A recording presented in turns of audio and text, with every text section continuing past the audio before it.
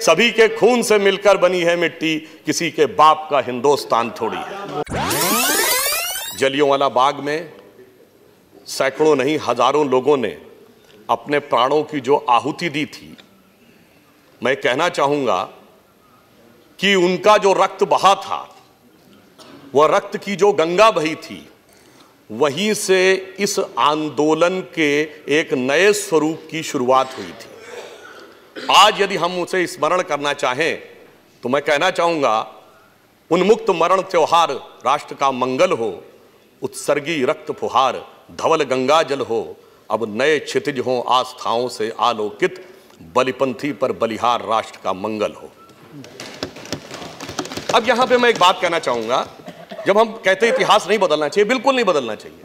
जलियांवाला बाग क्यों शुरू हुआ था? रॉलेट एक्ट के लिए। रॉलेट एक्ट क्यों आया था?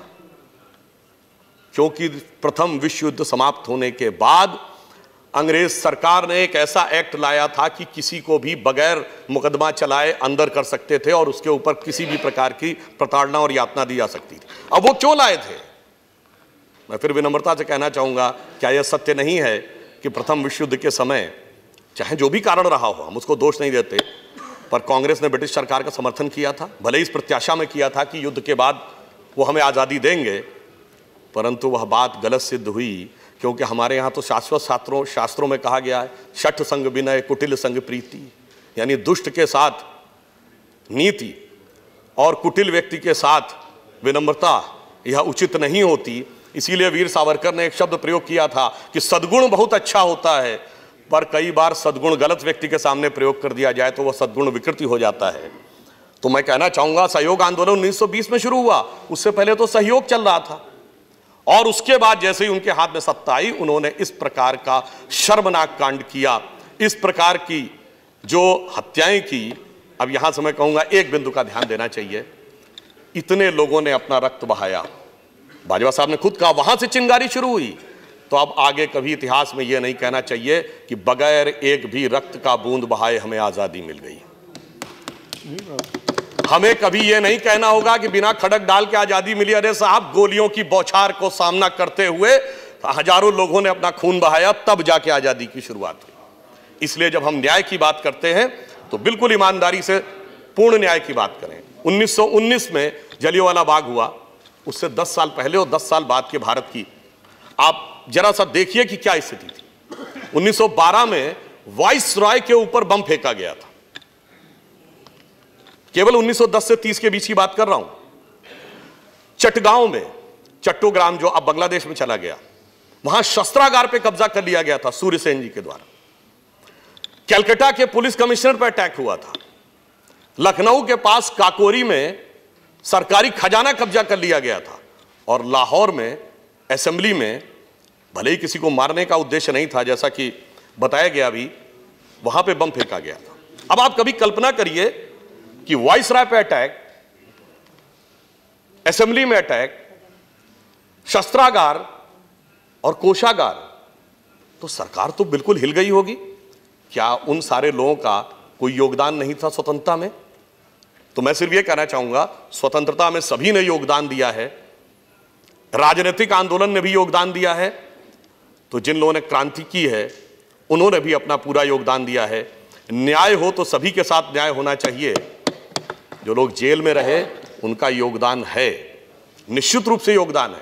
कांग्रेस के तमाम बड़े नेता जेल में रहे, उनका योगदान अविस्मरणीय है, परंतु जिन्हें जेल में रहकर पुस्तक लिखने की भी सुविधा मिली और सुख मिला, उनका जितना योगदान है उससे अधिक योगदान उन लोगों का है जिन्हें जेल में रह के प्रताड़ना, यातना और कोल्हू के बैल की तरह पेरा गया। इसलिए मैं कहना चाहूंगा कि जब हम इसकी बात करते हैं कि सारे विचार को हम एक समान दृष्टि से देखें, तो इस देश के जितने भी स्वतंत्रता आंदोलन के प्रयास रहे, उन सब को एक समान दृष्टि से देखने की आज आवश्यकता है।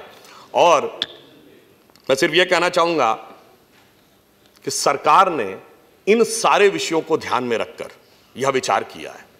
मैं एक लाइटर नोट पर एक बात कहना चाहूंगा, जैसे मैंने बात कही कि कभी कोई पार्टी समाप्त भी हो सकती है। भाई, कांग्रेस का सबसे बड़ा ऐतिहासिक विभाजन कब हुआ? 1969। वो क्या था? महात्मा गांधी जी का जन्म शताब्दी वर्ष था।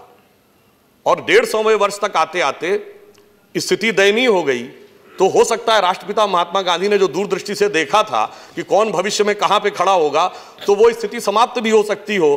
तो हमें क्या आवश्यकता है उसे यहां पर एक सरकारी व्यवस्था में स्थायी प्रावधान के रूप में बनाकर रखने की। अब मैं एक और बात ये भी कहना चाहूंगा कि अभी ये बात कही गई कि स्वतंत्रता आंदोलन में किसका क्या योगदान है। मैं पूरी विनम्रता से बात कहना चाहूंगा कि जलियांवाला बाग शुरू होने से पहले के कालखंड में कौन कौन लोग स्वतंत्रता आंदोलन का नेतृत्व कर रहे थे। 1905 में लोकमान्य तिलक जी ने जब पूर्ण स्वराज्य की घोषणा की थी, तब उनकी बात को कोई स्वीकार करने वाला था?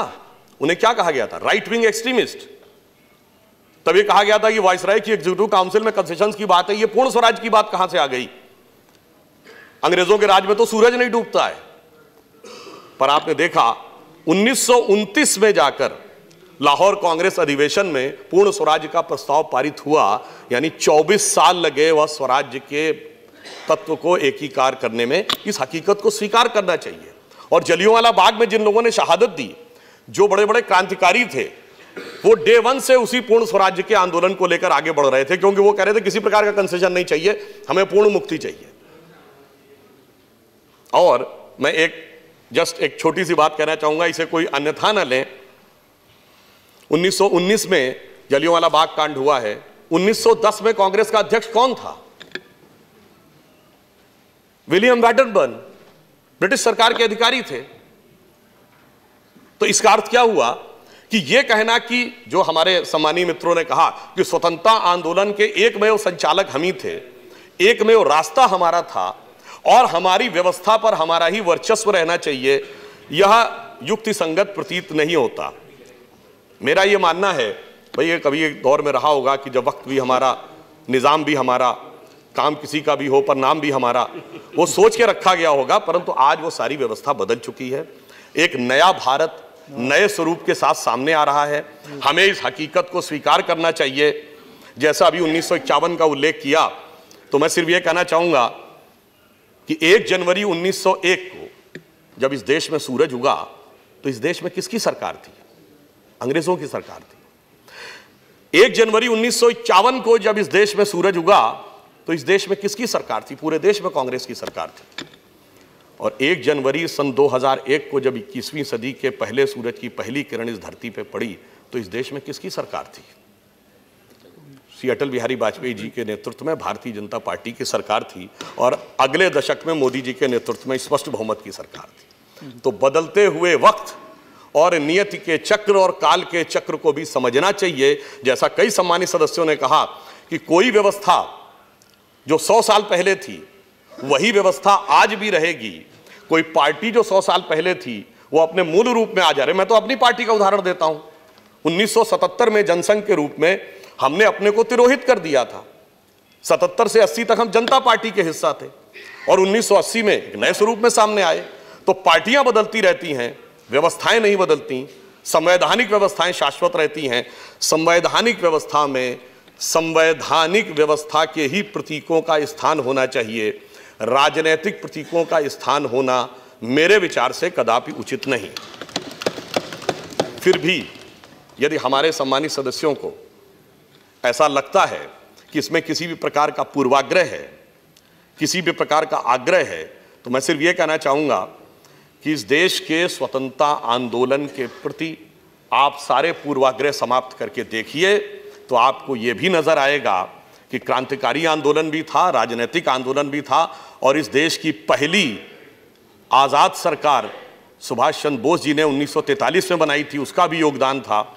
1946 के नौसेना के विद्रोह का भी योगदान था।